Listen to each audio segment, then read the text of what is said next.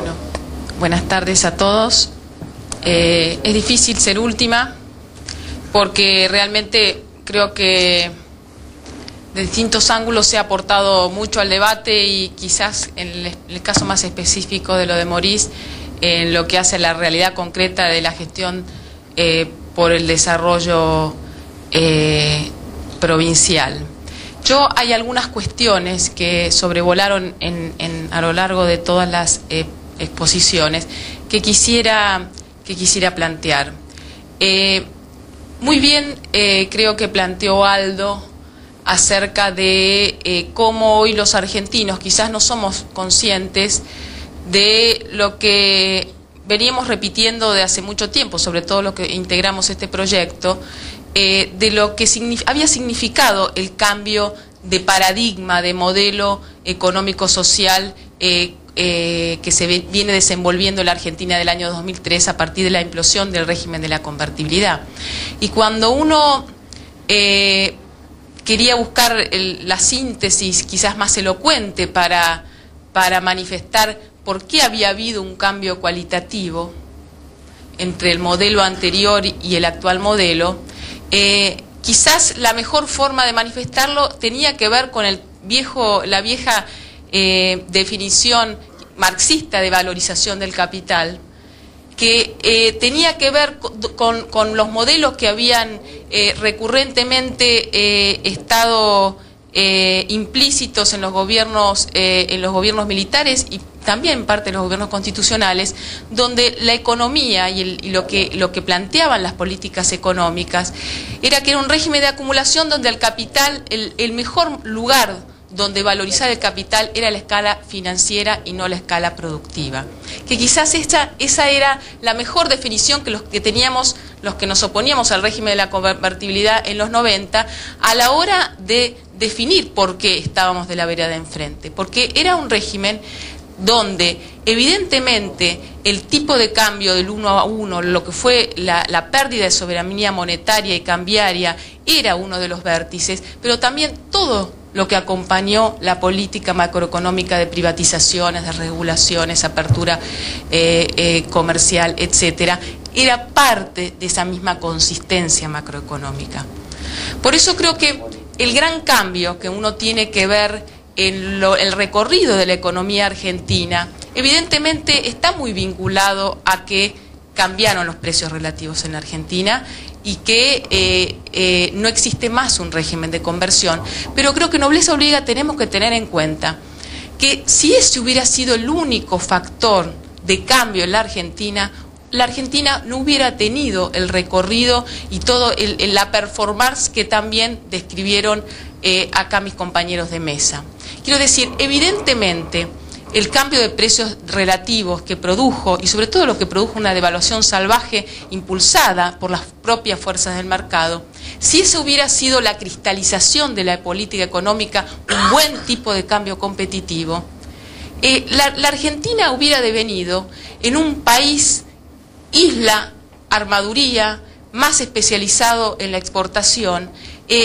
cristalizado la pérdida salarial, un país que sale a competir al resto del mundo fundamentalmente a partir de costos laborales en dólares muy bajos, y ahí hubiera terminado la novedad en términos de cambio de una de las variables que es el tipo de cambio, pero de la permanencia de un esquema regresivo de acumulación, de primarización y de concentración. Yo creo que hay que meter en el medio también todo lo que ocurrió en materia de políticas deliberadas que se plantearon desde el Estado para afianzar este otro modelo consistente, como bien describió Roberto Frenkel. Y esto tiene que ver con una definición explícita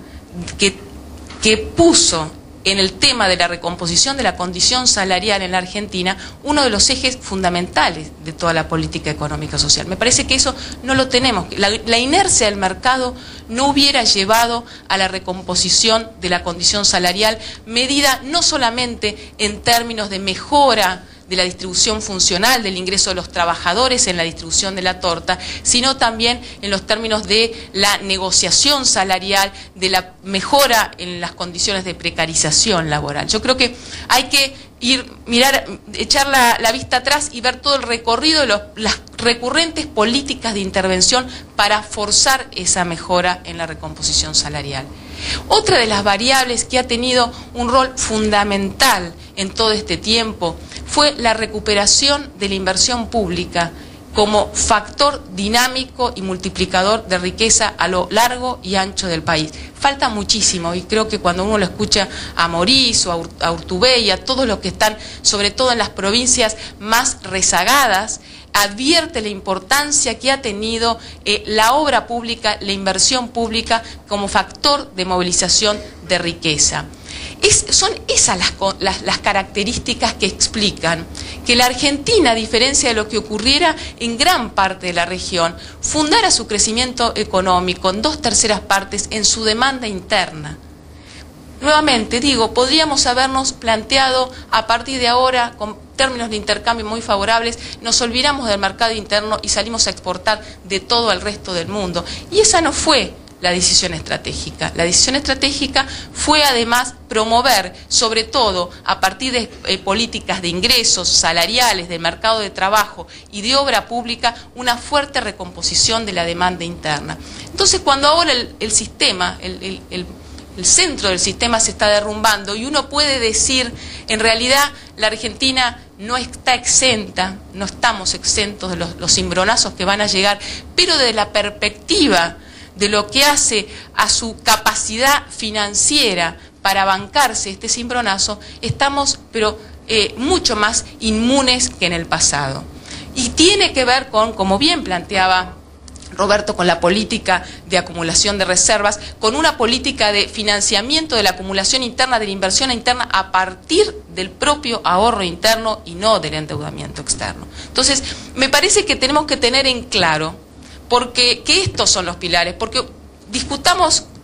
la cuestión del tipo de cambio, pero discutámosla también en el contexto de lo que es toda la lógica macroeconómica y de intervención directa del Estado para que las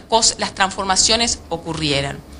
Y entonces aquí yo quisiera meter otro ingrediente en la discusión que tiene que ver con la cuestión de la distribución del ingreso,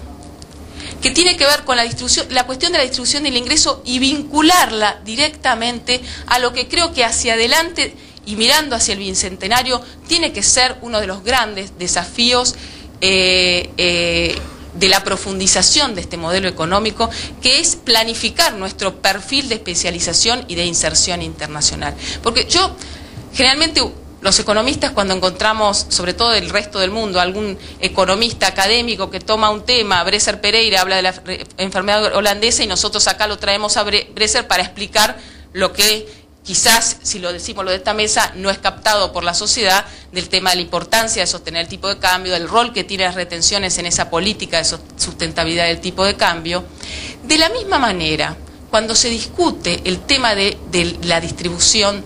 del ingreso, hay mucho trabajo que se está planteando en el mundo que lo vincula directamente al perfil de especialización productiva, que es esa cuestión elemental que uno tendría que poner en discusión, sobre todo a la hora de advertir